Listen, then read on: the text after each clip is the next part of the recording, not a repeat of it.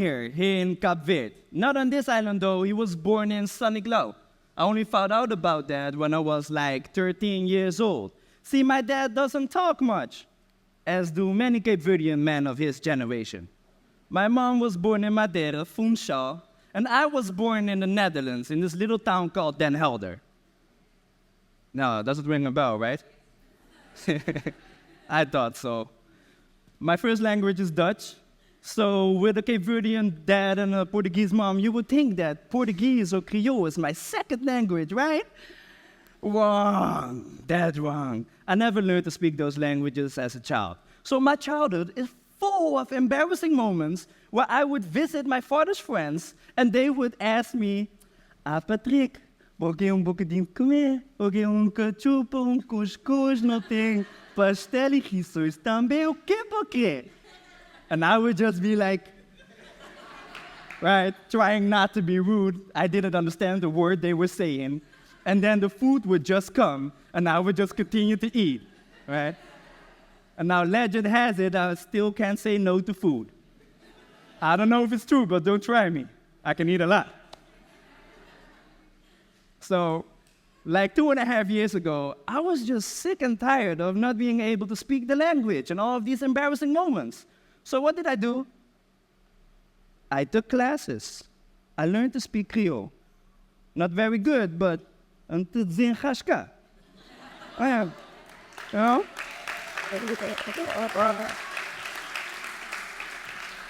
So I also came here for the first time in my life with a bunch of friends. We went to Caravella, of course, Kalimba, swim in Liginho, went to Sintoto, cried about how beautiful it was, but it wasn't enough. I had to come back for some more. So 2 months later, I came back. This time I was all alone, and I went to Santiago. Of course, I went to Praia, Quebra Canela, Quebra Cabana, sip some punch, you know, just having a fun time. But I also went to Cidade Velha, because I wanted to know more about our history. I went to Tarrafal to see the concentration camps and visit the Rabelados. And then I went to Sunny Glow. Now, my dad was born in this little town called Funchal de Baix, to be exact. And when I first came there, I saw for the first time a glimpse of his story, what it must be like to grow up as my dad. And even though there were oceans and borders separating us, I felt closer to him than I have ever felt in my life. Now I want to ask you something, okay? And just be totally honest, okay? Like brutally honest. Raise your hands if you think, if in your opinion, I am a fake Cape Verdean. No hands? Oh my God. Oh, this is such a therapeutic moment for me. Oh my God. Yes. The thing is, urgent and heartfelt stories, they connect. They make you empathize with somebody. They make you understanding, right? So if you know somebody's story, it's harder for you to hurt them. That's why I told you all that stuff about my dad before popping that question, right? It was a good strategy. But it doesn't only work on individuals. It also works on communities. And just so we're on the same page about communities, let me tell you what my great homie, my so smart, well-spoken, vast vocabulary having homie says about community. His name is Cambridge, by the way. He says, community is a group of people who live in the same area, or a group which people think of as a unit because of their nationality, social group, or common interest. Right? That's important to know because Ruben Jacobs, who is a sociologist, says the individual is threatened by this fast-paced, dynamic world we live in. If you think about the last 5 years, it has been fast-paced, right?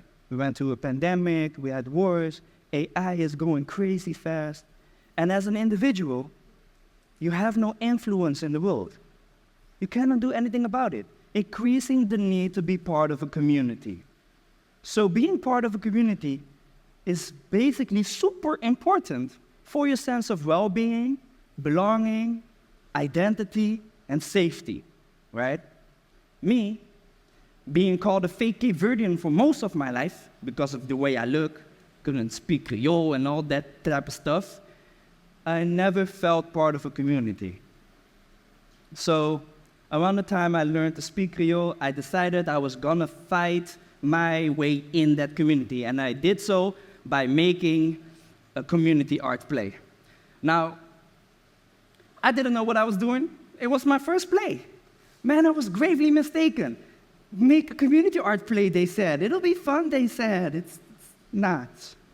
It's not. So for y'all, community art, as former director of the International Community Art Festival, Eugene van Erven would say, is a form of cultural participation where professional artists work together with non-artists on social issues to make a high-quality piece of art, right? But every participant contributes to the end product. Now, if you think about that, that's radically different than most art we see. Like, most art we see is just the artistic expression of one person, right? It's just, think about that famous painter that made a painting about some rich man's wife that's now in the Louvre, something called Mona Lisa or something like that, I don't know. It's just the artistic expression of one painter, right? Or an author in his attic writing a novel on his old typewriter, lit by candlelight because he's romantic like that, right? It's just the artistic expression of one person. Now, community art is way different. In community art, an artist goes into a community and searches for those hidden, urgent, heartfelt stories that bind communities together, the very fabric that binds them together. And to do so, he has to gain the trust of a community. So he has to build a relationship with the community. He has to invest in them.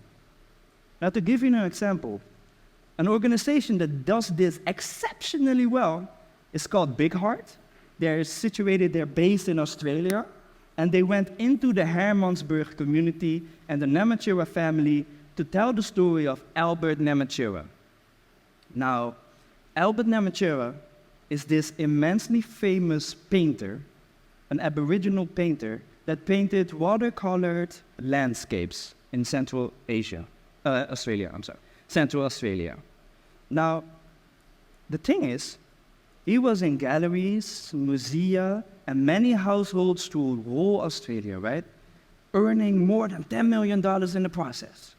So you would think the Namachira family, that's a rich family, right? They ballin', they set for life, they got it. But nothing is less true. The thing is, the Australian government sold the copyrights to Albert Namachira's work without his permission, against his will, to some white family in Sydney for $8,500. That's nothing compared to the millions, right? So the Namachira family and the Hermansburg community didn't benefit from it.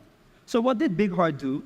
They made a play telling the story of Albert Namachira, and with the revenue of that play, they funded a trust, and with all the money from the trust, they tried to buy back the copyrights. Now, at first, it didn't go too well, but then the play got a lot of attention. There was a documentary, there were so many things going on. They gathered donations. They, after 8 years, finally succeeded in buying back the copyrights for the Namachira family, which is a great win, right? It's a big W. That's just, now the Namachira family benefits. Did I hear some clapping over there? Did somebody clap? Oh, somebody clap.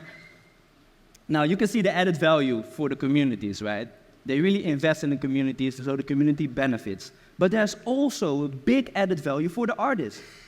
When I think about telling a story, I want that story to be urgent, I want that story to be heartfelt, and I want it to be impactful.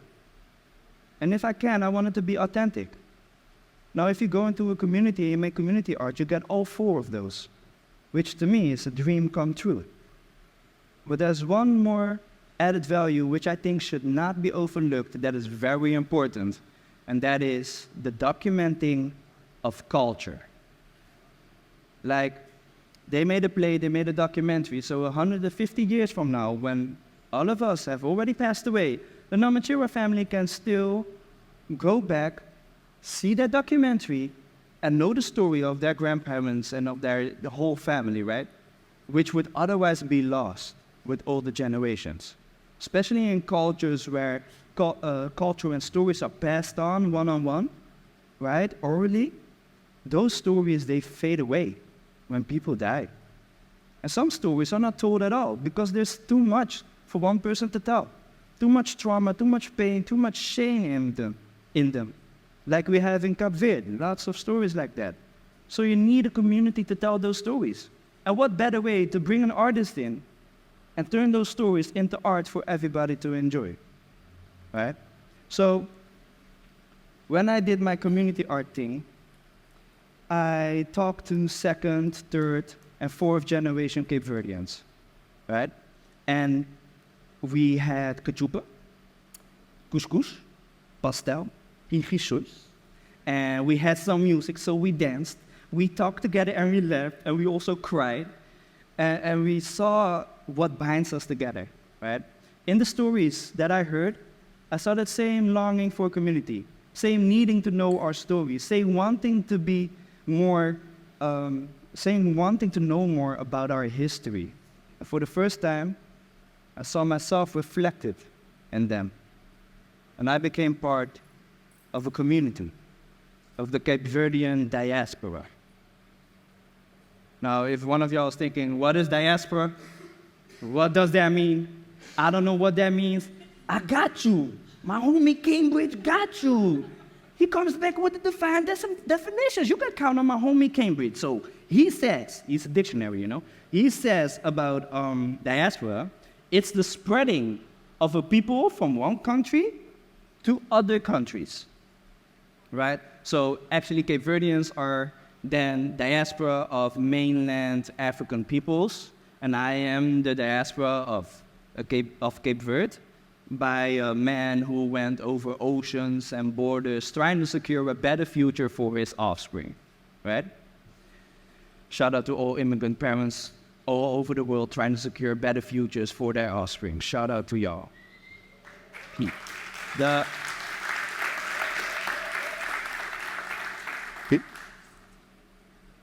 So the thing with diaspora is you move to another country. That country has its own culture. So the second and third generations, they grow up in a different culture, right? So they're culturally different from the people back in the homeland. So the bigger the difference, the bigger the distance culturally. And the bigger the difference and the bigger the distance, the bigger the doubt. Are you still Cape Verdean? And by questioning somebody's identity, you're actually denying somebody's identity. Now, as I said before, when you know somebody's story, it's harder to hurt them, right? So if I say something now in Creole, and it sounds a little Marriott, right? Then you would not say that I'm a fake Cape Verdean. You might correct me, or you might even just brush it off, like, oh, I know what he meant. It's okay. Let me just respond, right? You wouldn't question my identity. You wouldn't hurt me. And the same goes for community. So when I gathered this beautiful group of second and third generation Cape Verdeans, well, let me just, because we're supposed to be here. Bam! This is the group of second and third generation Cape Verdeans I made this play with, right? We talked and we shared stories and we made this play about this Cape Verdean family where Jesus and grandma are the highest authority in the family, and we, right? And all the quarrels and fights that happen between siblings at the dinner table, and how our men deal with emotional distress, grief, and loss. After that, there is that cachupa again. But there was also couscous and pastel and quichos, and we gave it to the whole audience. We ate and we talked about our culture, about what binds us together, about what we don't understand about each other. And we actually came together in a beautiful way, became stronger. So I'm thinking, what if we do this for every diaspora community in the world, right? We go in there, we document their stories, and we turn it into art. Wouldn't we be closer together? I'm sure we will. I believe in community art, so dive into those communities. Find those stories, invest in that community, document those stories, turn those stories into art, engage with those stories, engage with the art, so that even if there were borders and oceans in between y'all, you'll still feel together as one. Thank you.